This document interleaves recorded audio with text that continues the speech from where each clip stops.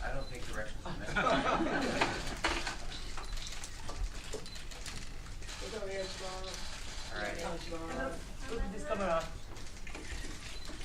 All right, let's go. All right, thank you all. Please take a seat.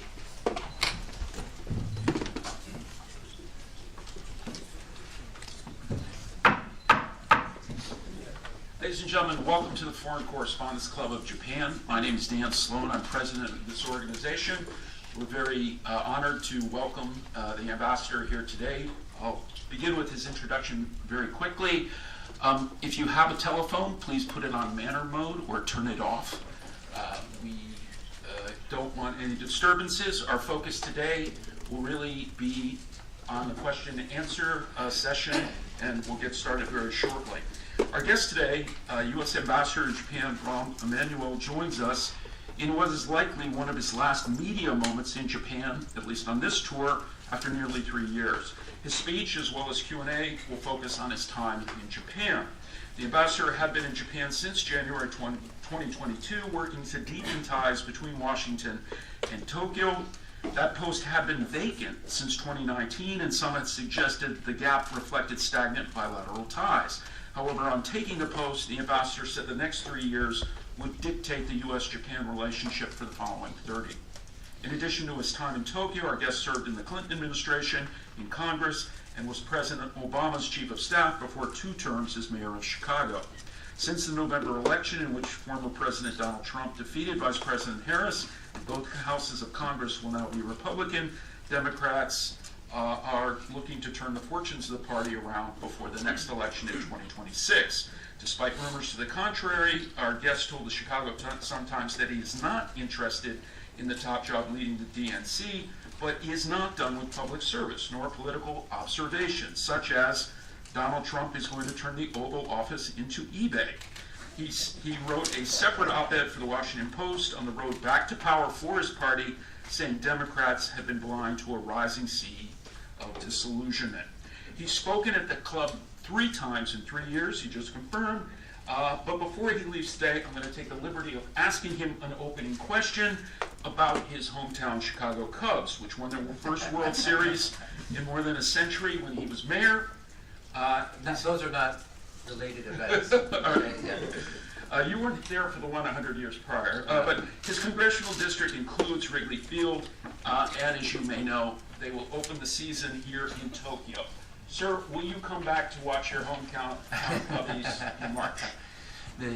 So, a couple things I will answer. First of all, I live a little less than a mile from Wrigley Field. So we walk to, when I say we, the kids and I and Amy and I, when we're going to games, go to the games, we walk to the games.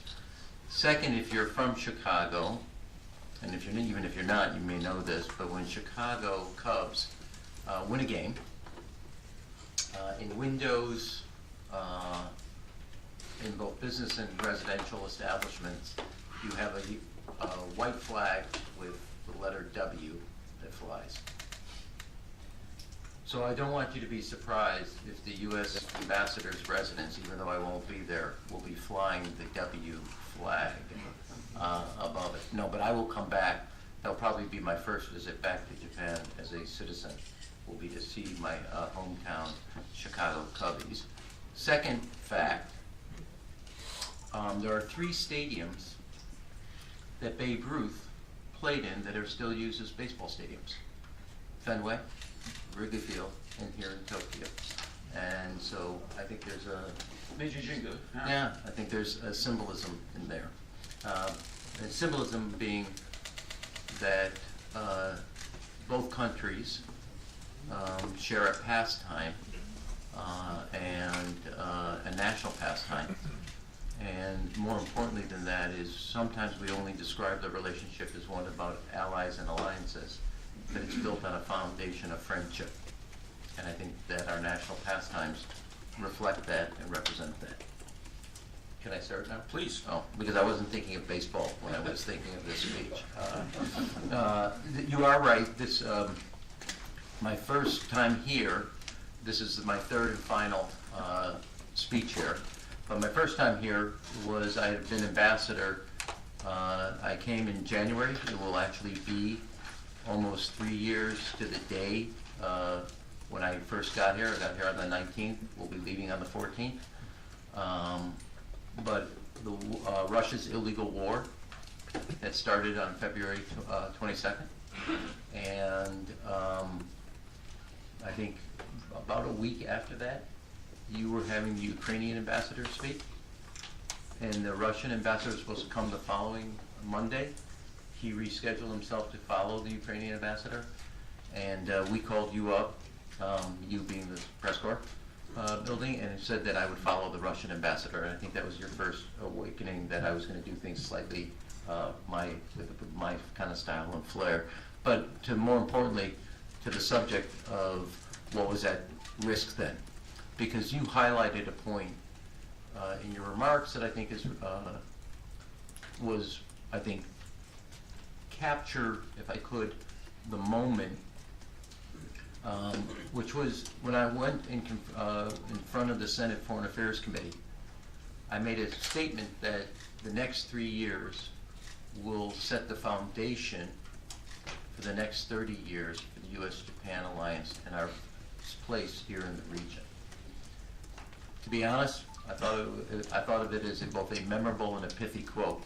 I didn't think of it that it would be prescient, but it turned out to be prescient as events started to shape and form what this era is about.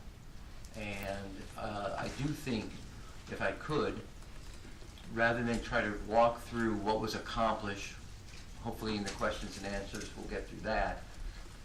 My goal when I came here and the mission that the President set me on was to reinvigorate, reimagine, and re-energize the U.S. Japan alliance and reform it to meet the challenges and the opportunities that the future held for it. And then rather than look at what we've done on the diplomatic side, the security side, the economic side, the educational side, whether you look at semiconductors and space, or whether you look at energy and education, the goal was to reimagine, reinvigorate, re-energize, and reform the alliance to better meet the challenges and the opportunities of tomorrow. And you'll all evaluate, time will evaluate whether we've done that adequately. I don't think you hit an equilibrium. You run a race and you hand off the baton. I know the place I came to. I know what I have done or been a player in impacting, and I think I can say with some confidence that the U.S.-Japan alliance is better prepared than it was before. I think nothing better speaks to that than I would say on two fronts. Japan today is building their own joint command center, and the United States on the 65th anniversary of our defense alliance is placing a command and control center here. 3 years ago, 30 years ago, you couldn't have imagined that, even though the times called for it. And on the 65th year anniversary, symbolically represented, both security apparatuses are changing the security architectural foundations of the alliance to better collaborate and better coordinate. I would also say that on the diplomatic front, because too often in my view, this is my opinion, deterrence is determined by how many battleships, how many jets, how many missiles you have. I think deterrence too often doesn't include what it should include. And that is, when you think about reimagining, re-energizing, and reinvigorating, the U.S. Japan Korea trilateral did not exist 3 years ago. And just recently, when the DPRK launched a missile, in real time, the three nations were sharing intelligence about that launch. On Sunday, the United States President, the Prime Minister of Japan, and the President of the Philippines will be holding a trilateral phone call. And in the spring, there will also be a major exercise in the Philippine area where Japan will be, for the first time ever, a full partner in that exercise, Bangkok, all reflecting a new era and a new period of time and a new deterrence between the United States and their allies as we confront a member, if not two members, in the axis of autocrats. And I think those are reflective, of the transformation and the enhancement of the deterrence and the credibility of our deterrence, especially after you look at what happened at Camp David. Part of the entire strategy of China is to isolate a country in this region and use their full force and power to isolate that country and limit and restrict their both sovereignty and independence. When America's allies are confident in the strength, power, and commitment of the United States, the multitude of our numbers, the strength in numbers, becomes apparent. And then the isolated party is China. And that is quite evident. And after Camp David, and after the April trilateral between the United States, Japan, and the Philippines, our credibility of our deterrence in this region is strengthened. I've said it before, I'll say it again. The Indo-Pacific is a home game for China and is an away game for the United States. With our allies, we level the playing field and do that in a significant way. Lastly, if I could, I'd make a couple closing comments on something to me on a personal level.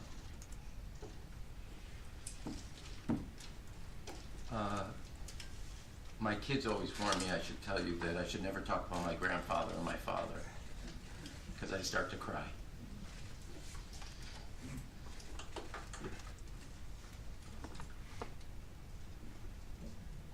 I am the son of an Israeli immigrant to the United States. And I'm the grandson of an immigrant from Moldova who fled the pogroms at the turn of the century to come to a place he could not pronounce, the name of a country he did not know, and a language he did not know.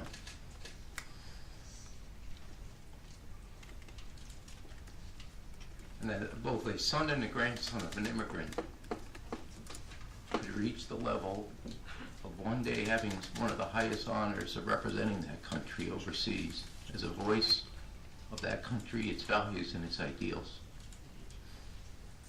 is only possible in a country like America. And my one wish, because I wish my father was still alive, to see this day, because I think it would shock him. I think America is a special place. I think America is really unique. Out of many, one.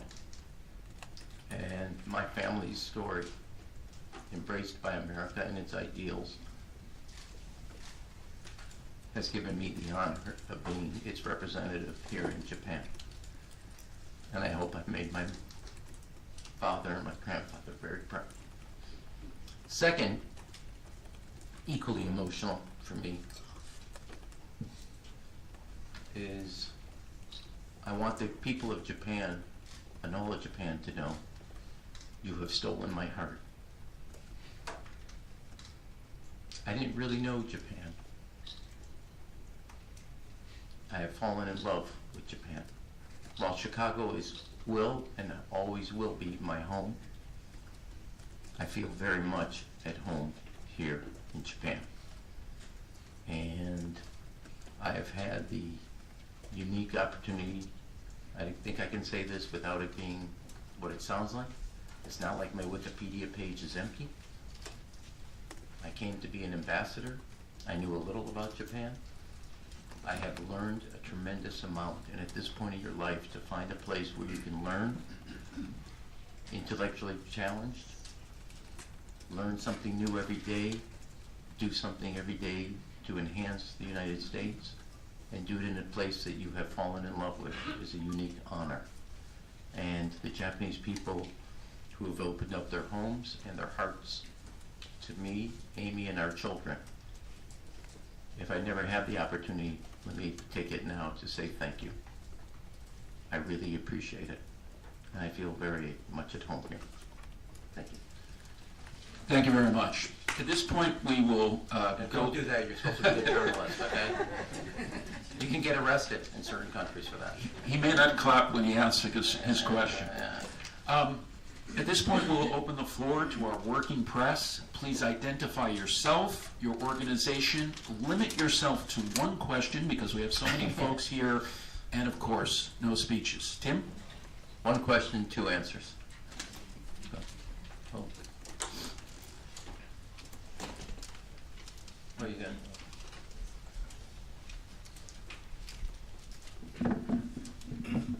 Ambassador, thank you for making the time to speak to us today. Yeah.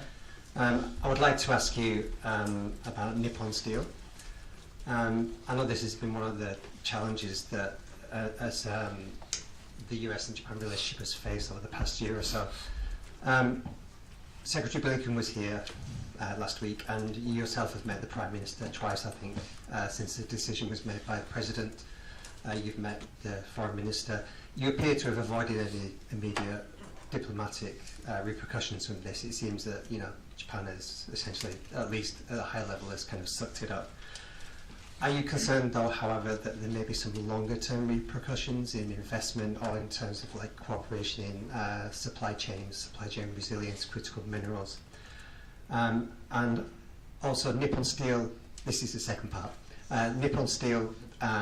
They're not giving up on the idea of a merger with U.S. Steel, as U.S. Steel also seems to be determined to move ahead. They filed 2 lawsuits against CFIUS and the President. Given your extensive knowledge of how DC works, and you know a lot of the players involved in this, do you think they have any chance of success in this? Would you advise them perhaps to take a different course, and is this a case of denial on their part? Thank you. I'll try to answer your one question in 3 parts. Thanks, Tim. So let me look. I'm going to answer the first part because while there's a legal case, I'm constricted in what I can answer. I think that the United States-Japan alliance is deeper and stronger than any single one economic transaction or business transaction. 5 years ago, Japan used similar language as it related to U.S. companies that were bidding on Toshiba. Today, Japan is talking about the national security concerns and economic security concerns related around 7-Eleven.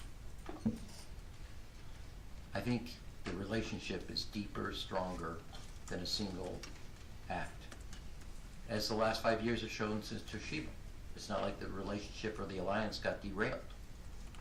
Second, I would like to remind everybody that just a few months ago, the United States awarded Mitsui a $20 billion contract to replace every crane at every port in the United States, and that were built by a Chinese company. I can't think of anything that speaks louder to friend, trusted ally. Toyota won the contract to build the rover as we go re-explore the moon. Friend, trusted ally. We're days, if not maybe a week away from the United States and Japan beginning a study a feasibility study on the co-production of the AMRAAM missile. I cannot think of another way to say friend and trusted ally.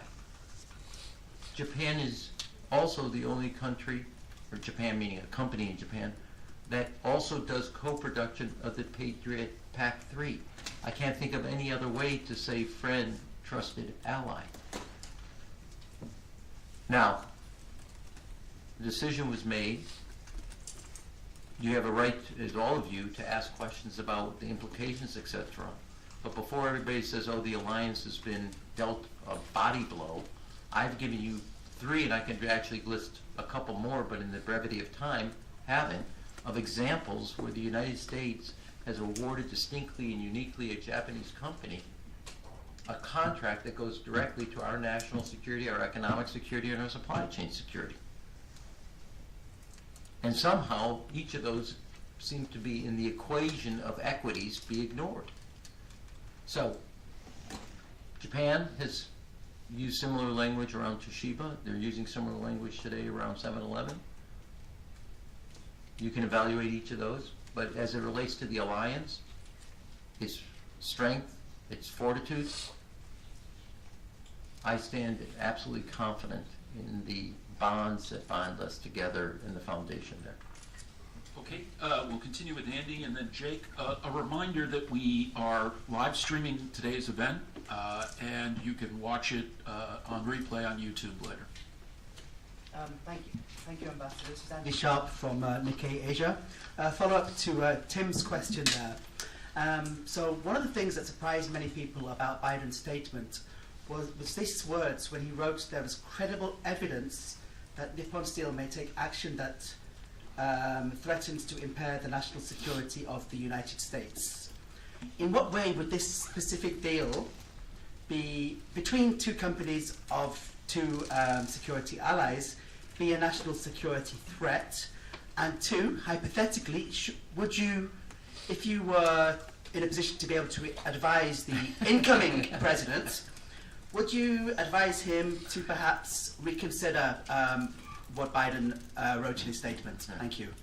So let me deal with your second question first. I'll just go out on a limb. I don't think the incoming administration will ask my opinion, okay? I don't think that's either a hypothetical or a question, so I'm going out on a limb. I don't think I'll be asked. Look, I want to be respectful of everybody, but one of the things I'm very honored about, or not honored, but proud of, I've spent about 35 years in public life. I've never hired a lawyer. I'm not about to. Nippon has decided to take this case to the courtroom. Anything I say can be brought up in that case, and I'm not going to do it. So I know one thing, having been both a mayor, chief of staff, and a senior advisor to a president, you don't make comments with open pending legal case. So I'm not going to do it. All right, Jake, and we'll have an online question. And for all your future Nippon questions, that's my answer, okay? I actually have a single question, and it's not Please a... identify yourself. Oh, Jake Adelstein with the Daily Beast and Campside Media. Wow, this thing's a little small together here. I have a single question. I also wanted to thank you for your work making Tokyo Vice a successful production in Japan. The ambassador was very helpful in making that production possible. It's hard to film in Tokyo. The first time I met you, I was really drunk, and I saw your missing finger, and I commented on that you had a Yakuza vibe energy. And just because many people are curious, and I brought you the copy of the last Yakuza I promised you, Okay. could you tell us what happened with your finger? It's a simple question, but it's been all over the internet.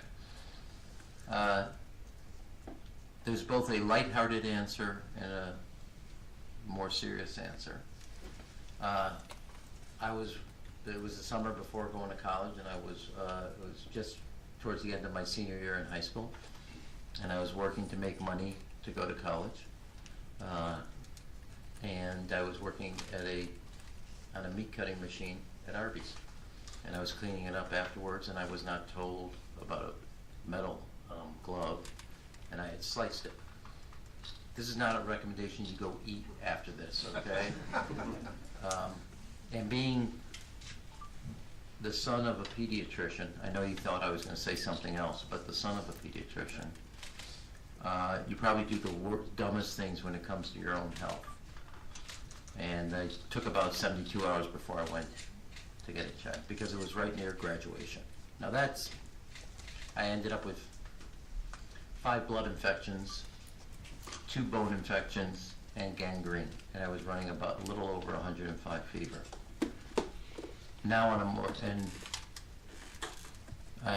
for the first 96 hours when we finally did go to the hospital, 72 to 96, I was on this, I was on that side between not being here and being here. I spent 7 weeks in a hospital. I had 3 roommates die in that period of time. I will say to you that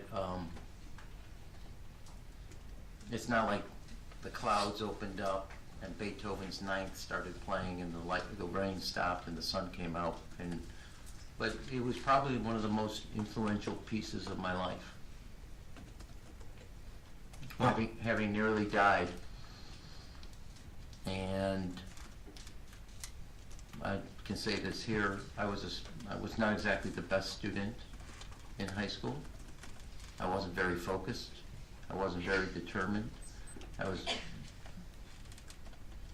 a screw up and screwed off more than I did anything. And coming that close to dying transformed me. And I made a commitment that if I got out of that hospital and was able to go to college, that I was going to do something. And I think nearly dying made me appreciate what living was about. It's sorry that it took that, and that's what happened. Now, on the other hand, I can't do it here because there's too many cameras. Given that I've lost my middle finger, it does give you a little bit of drama. Let me quote the way I want to do it, which is President Obama once said, "When I lost my middle finger, it was the equivalent of Rahm going mute for about a year." You can draw whatever conclusion you want after that. Thank you very much. Yeah. Okay. Our next question comes from Anthony Trotter of ABC News. And again, it's kind of looking forward. Where do you think incoming President Trump is going to take America, and will you engage in this political landscape? Well, let me pose it. I love public life. I love politics, and I say that politics in a public service in a positive way, not the negative connotation you're hearing. And I will engage because I think whether domestically, internationally, or whatever, ideas are worth, and principles are worth fighting about. And not that you have to fight. Sometimes you would agree. And I'm not planning on leaving the field of public discourse and public debate. First of all, that would not come naturally to an Emanuel to be silent. So I plan on doing that. I plan on continue to speak out on both domestic and international. And so I'll do that. Okay. All right, George? You Yes. said?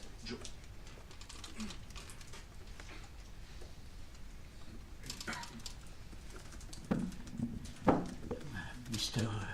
Ambassador, what is refreshing with you is that you're not a diplomat. I have a question regarding the security treaty between Japan and the U.S. and the treaty of NATO.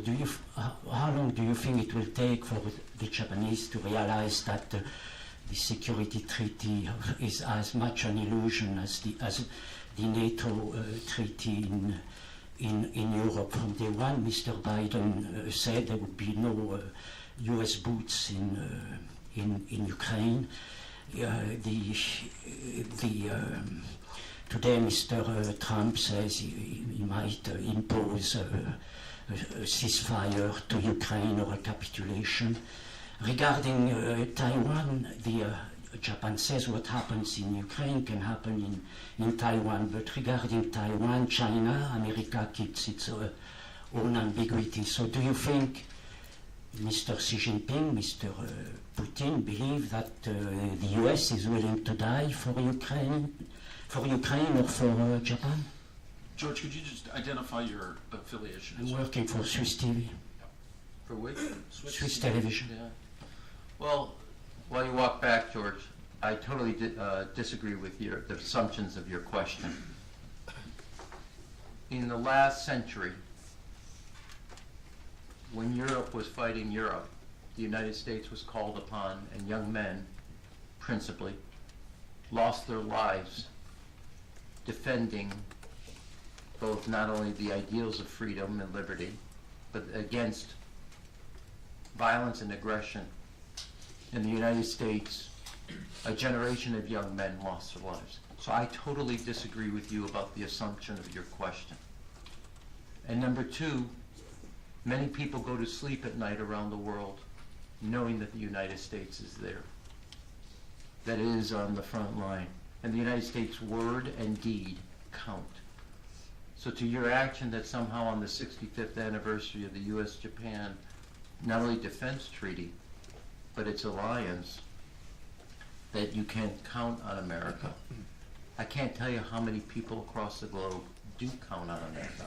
And for those of us that believe in America and believe in what it stands on and also the responsibilities that come with that, know full well that our allies are comforted that they stand shoulder to shoulder with America because their own security is enhanced by that.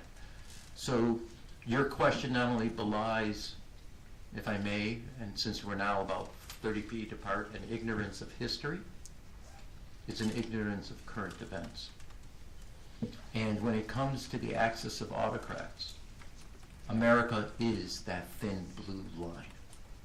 And don't ever question it. Because I know a lot of young men and women that are on the Abraham Lincoln, the George Washington, the Ronald Reagan that have been positioned here in every one of those battleships. And every one of the young men and women that stand in Misawa to Okinawa. There's a reason China backs off.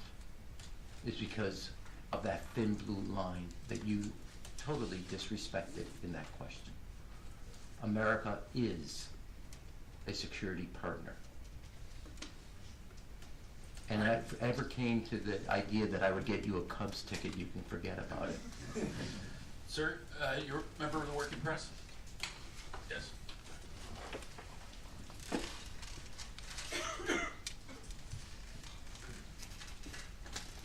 Please identify yourself and Yes, your organization. thank you very much for taking my questions. My name is Ishiba Cabinet with Kyoto News, and thank you very much, Ambassador, for your service during your term in Japan.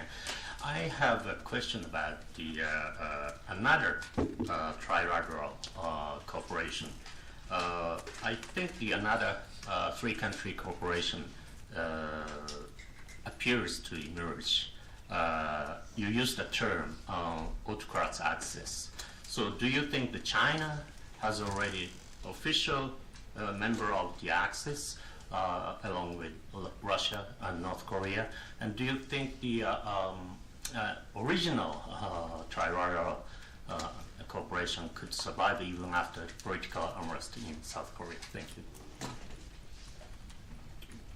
This is a good question. Look, I think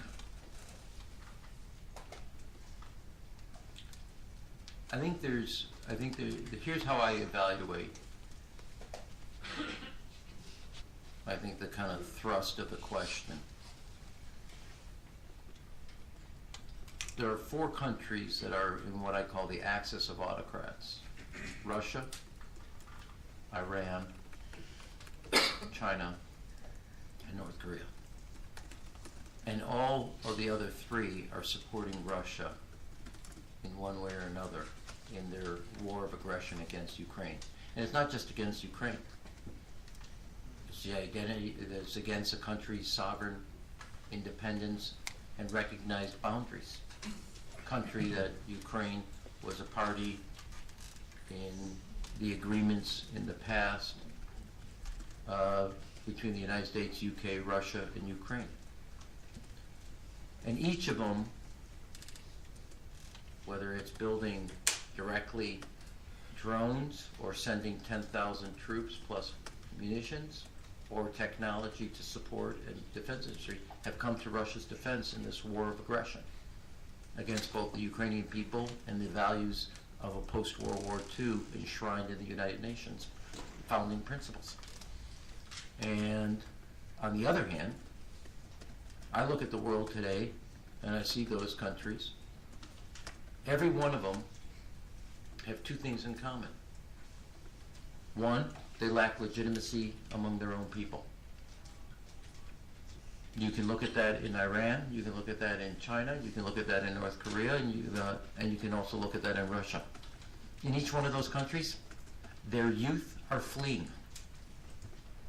Nothing speaks louder to the lack of legitimacy of those governments with their society than the fact is the people, the future of those countries, the youth, are fleeing. Second, not only is the youth fleeing, their economies are suffering. You can look at any one of the data points in there. And they're not just suffering because they're having a bad downturn.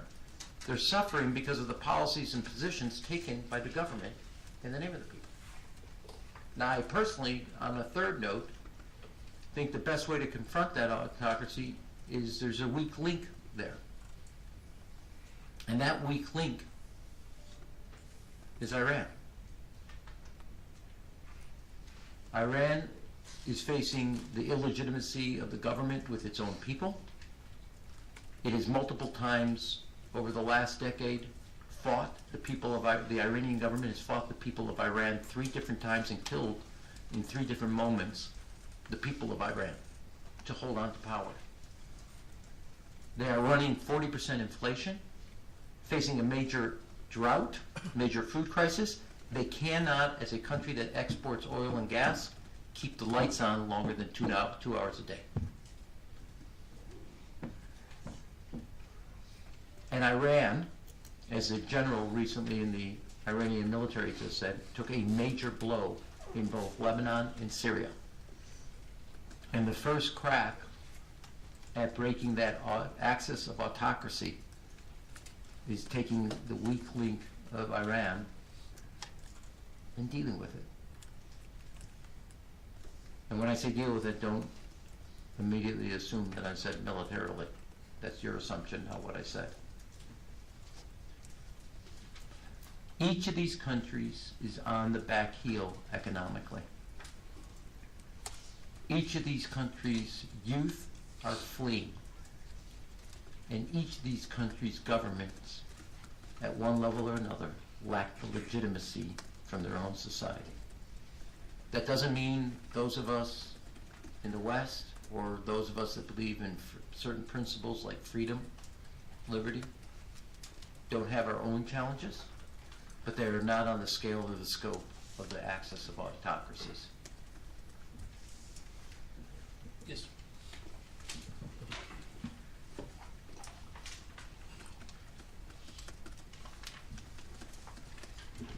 Thank you. My name is Takuya Nishimura, freelance and senior fellow of Asia Policy Point. And not only as the ambassador to Japan, but also as the former chief of staff in White House, how do you think Russia and China, which invaded in Ukraine, or is going to trying to annex the Taiwan, will respond to the insistence of the President-elect Donald Trump on the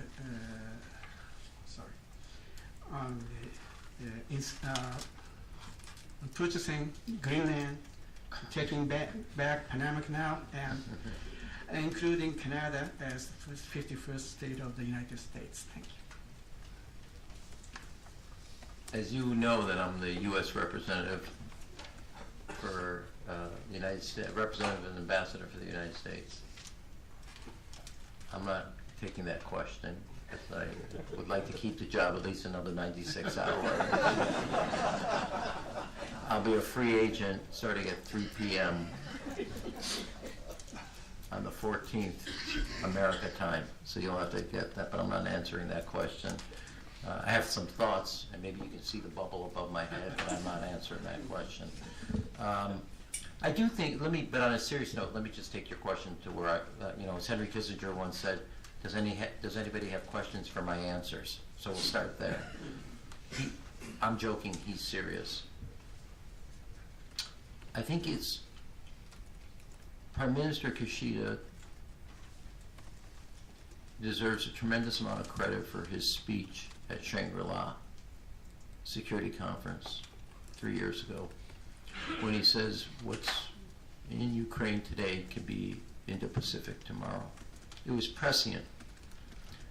And prescient because when I talk about reimagining, reinvigorating, re-energizing, and reforming a relationship, what started off and has always been the transatlantic was over here, the Indo-Pacific over here. If you really think about where we are today,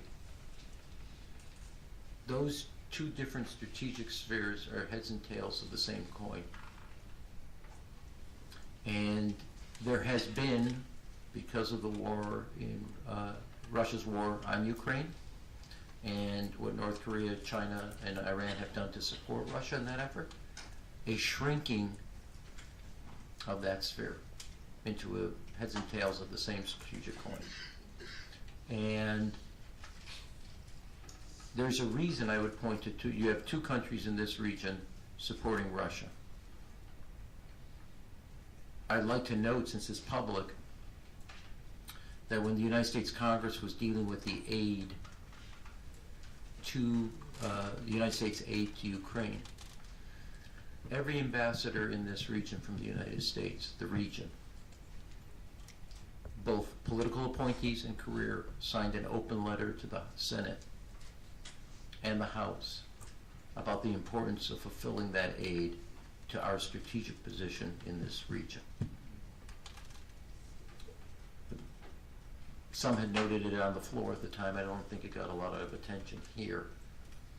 But we don't have the luxury today to say something is isolated over here. I have said this before, so it's not that big. 2 to 3 years ago, in my view,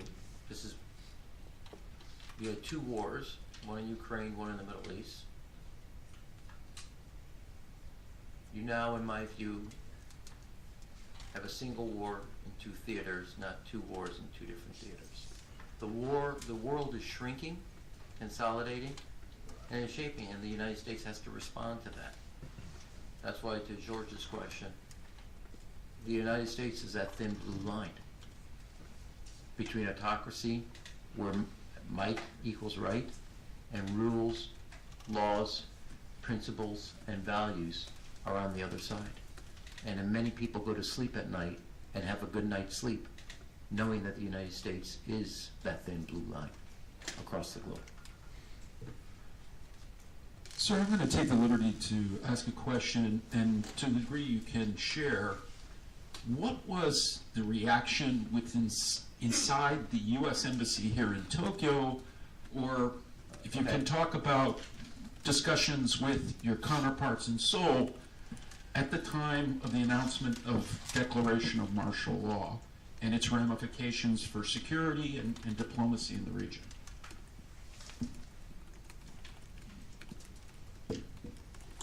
Well, to the latter part of your question, look, in the last 2 months, you've had Freedom's Edge exercise, 2 missile launches by the DPRK, and in all those areas, Freedom Edge being a trilateral naval and aerial exercise, and that will continue. And then you've had 2 missile launches in which real-time intelligence was shared.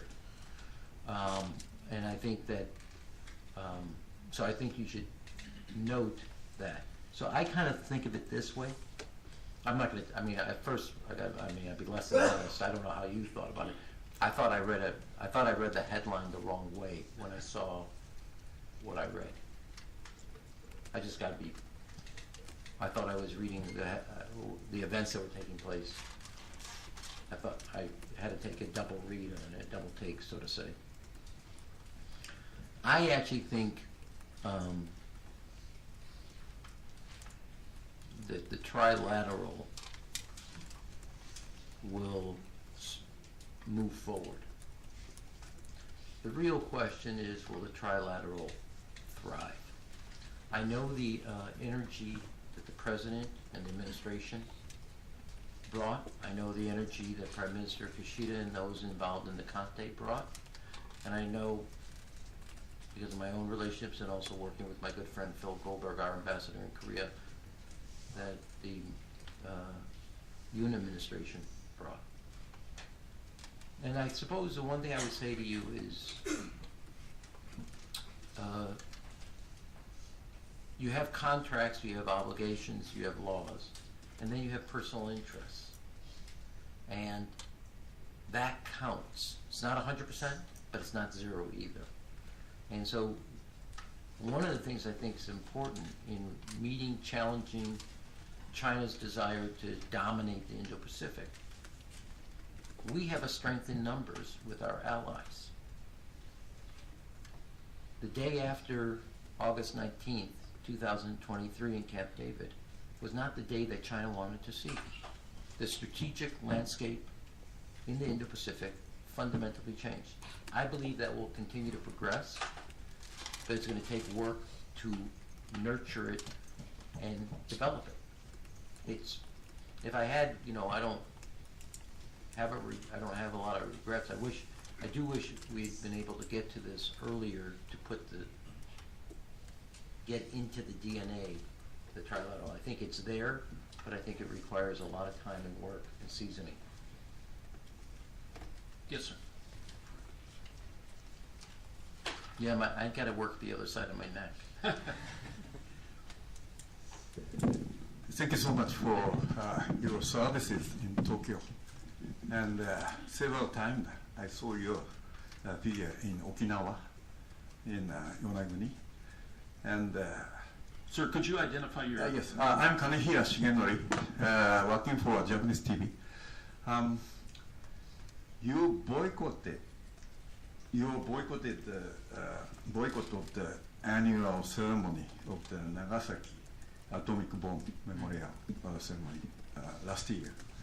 And do you believe that choice was still the right choice? I'm asking this question because Japanese organization of the atomic bomb survivors, in Japanese, Nihon Hidankyo, won the Nobel Peace Prize, and the world is now paying attention to the way how the ceremony of this year will be held. Okay. So let me, first of all, you said ambassador to Tokyo. One of my admonitions, I'm the ambassador to Japan, not to Tokyo. And no, I say that because I actually think, I actually think one of the things I'm proud of the 10 years I've been around the country extensively, because I think I represent the United States to the whole country, even though we have consulates in 5 different parts of the country. I'm not the ambassador to Tokyo. I'm the ambassador to Japan, and I am very proud of my tenure that I've gone everywhere from Yonaguni to the farther reaches of Hokkaido and everything between.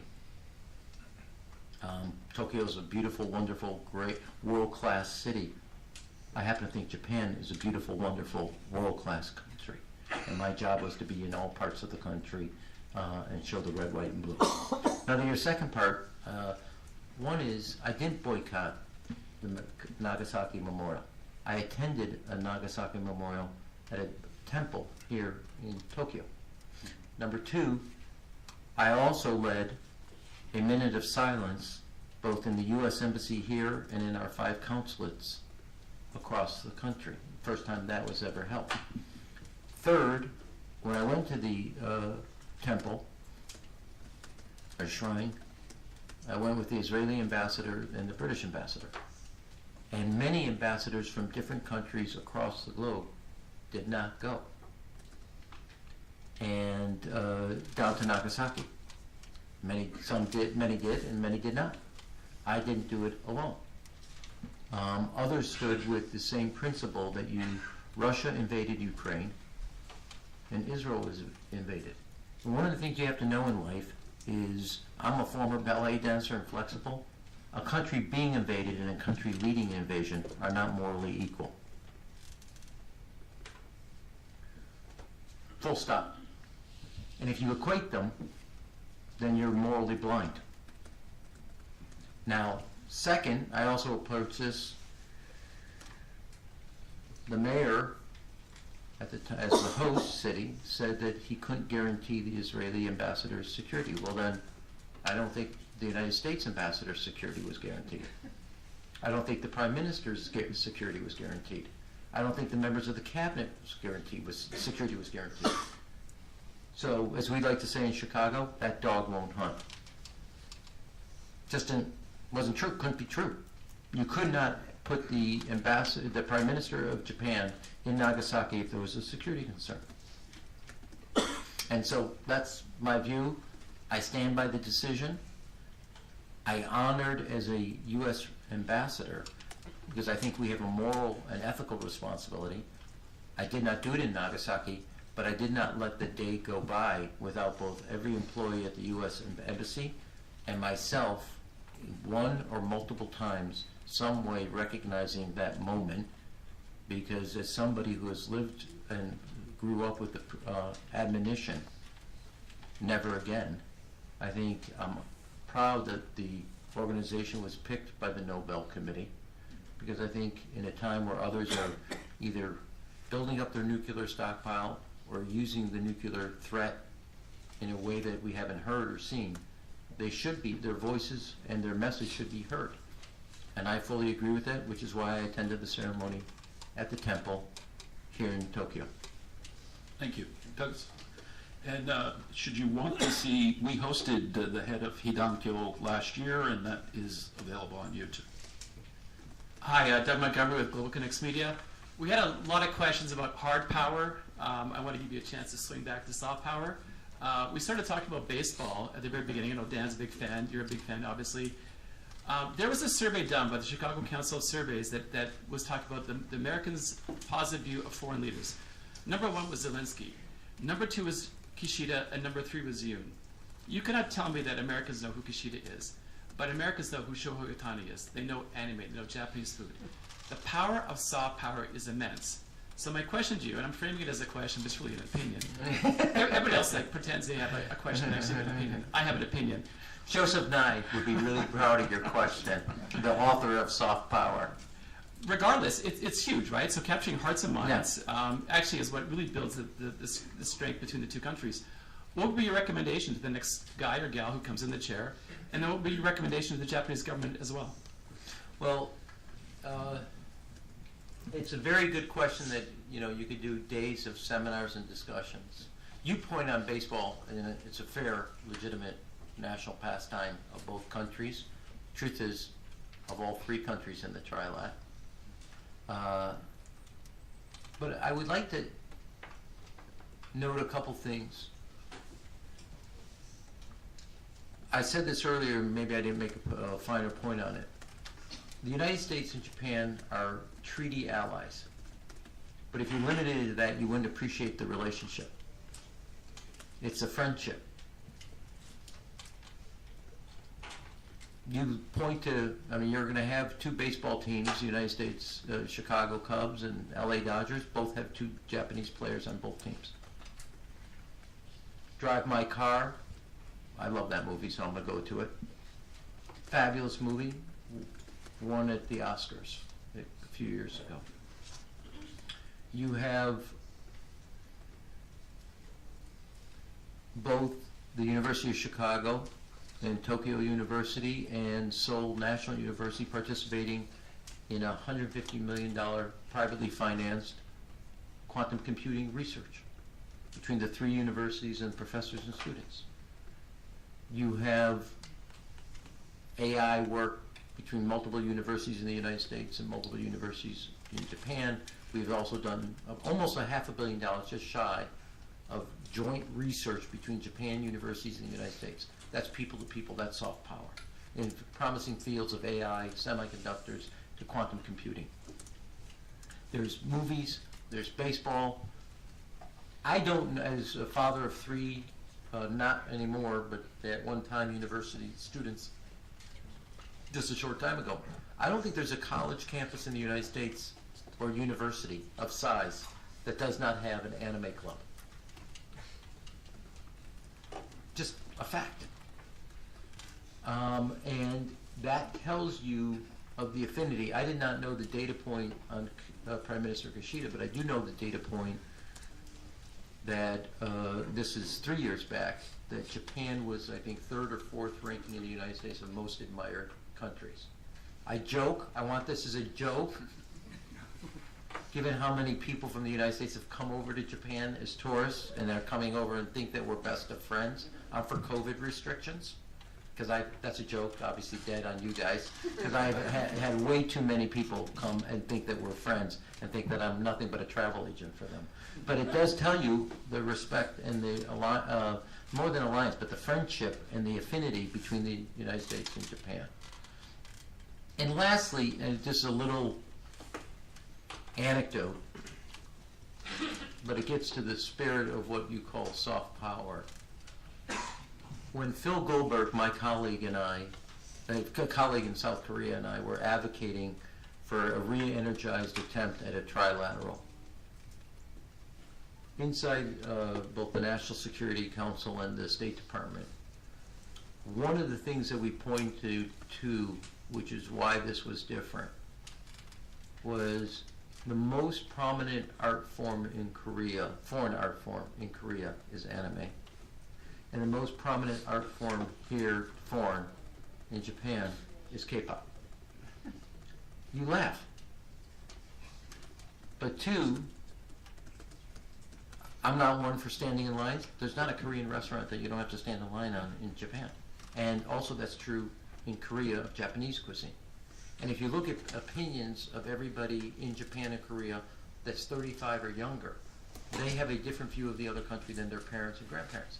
And one of the arguments that Phil and I made internally was you are misreading both the politics of the region and the politics of the moment in both countries respectively. Taking nothing away from President Biden, President Yoon, or Prime Minister Kishida, their societies and the people in the society were ahead of where the politics were, which means they could lead.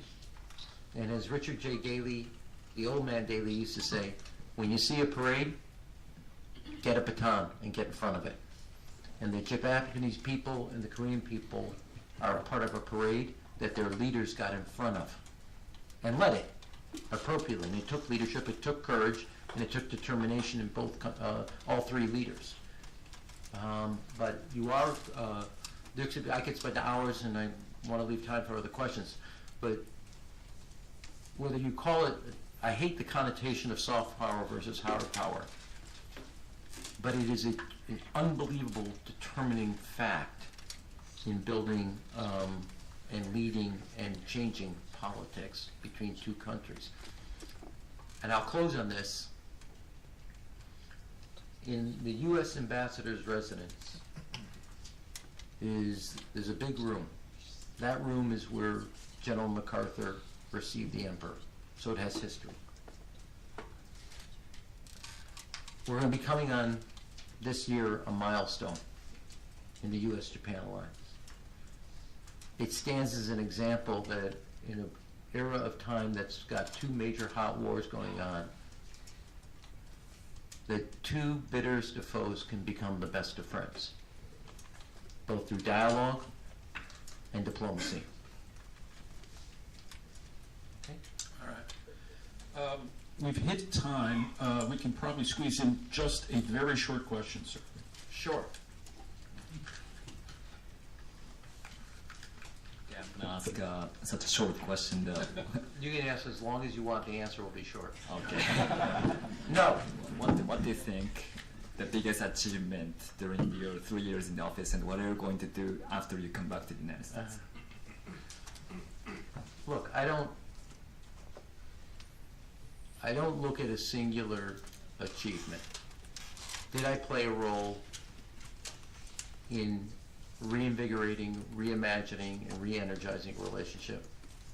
I played that role. I think I played that role. I had good days and bad days, but I think I played that role. So I don't want to look at this or that, because I think when you look at the area of space, you look at the area of education, you look at security, you look at diplomatic, they all speak to one purpose. And that purpose was, as I said in my Senate confirmation, the next 3 years will be determinative of the next and foundational for the next 30, and I think I played a role in that. You'll grade it and evaluate that. Second is, look, I think you know by now I'm not quiet. You'll know what I'll be doing in the future.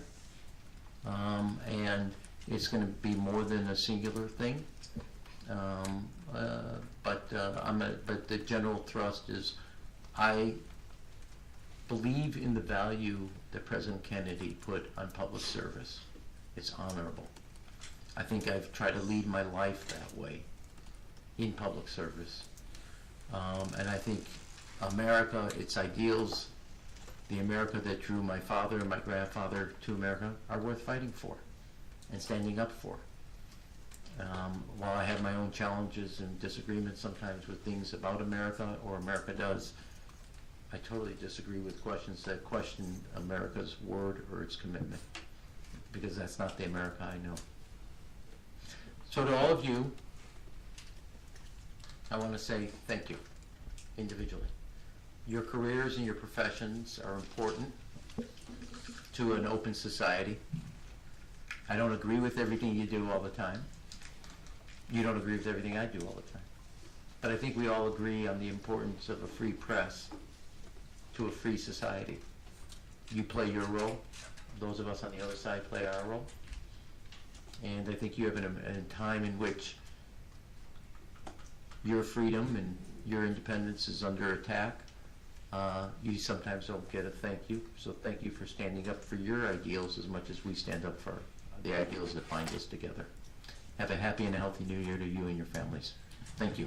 Mr. Ambassador, before you go, as is custom, and this is the third time you probably received it, maybe this time you will use it in late March, a one-year honorary membership in the FCCJ. So thank you very much for your comments today.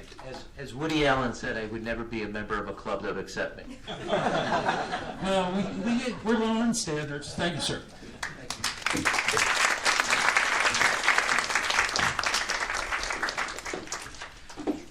If you would remain seated, just a brief note that we will have this evening a memorial for